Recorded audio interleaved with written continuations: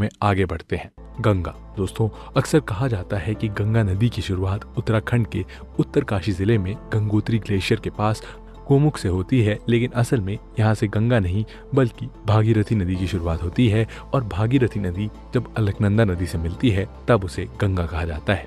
अलकनंदा नदी की शुरुआत बद्रीनाथ मंदिर के ऊपर पहाड़ों में सतोपंथ ग्लेशियर और भगीरथ खरक ग्लेशियर से होती है और जब ये नदी आगे बढ़ती है तो विष्णु प्रयाग में धौली गंगा, नंद प्रयाग में नंदाकिनी, कर्ण प्रयाग में पिंडर गंगा और रुद्र प्रयाग में मंदाकिनी से मिलती है।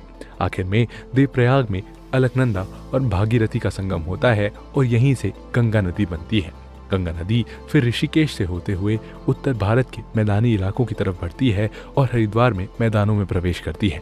हरिद्वार को गंगा की वजह से एक पवित्र शहर माना जाता है दोस्तों, और यहाँ से गंगा का पानी बैराज बनाकर नहरों के जरिए पश्चिमी उत्तर प्रदेश के खेतों की सिंचाई के लिए भेजा जाता है। उत्तराखंड से निकलने के बाद गंगा उत्तर प्रदेश के बिजनौर जिले के पास प्रवेश करती है और उत्तर प्रदेश में आते ही यह नदी दक्षिण पूर्व दिशा में बहना शुरू करती है। दोस्तों, यहाँ 1 मिनट रुककर ये समझना जरूरी है कि लेफ्ट बैंक ट्रिब्यूटरीज या राइट बैंक ट्रिब्यूटरीज क्या होती हैं। दोस्तों, ये शब्द आगे पूरे वीडियो में आएंगे और परीक्षा में भी इनसे जुड़े सवाल पूछे जाते हैं। तो दोस्तों, किसी भी बड़ी नदी में जब कोई छोटी नदी आकर मिलती है तो उस छोटी नदी को ट्रिब्यूटरी कहते हैं। और अब इस ट्रिब्यूटरी का साइड कैसे तय होता है इस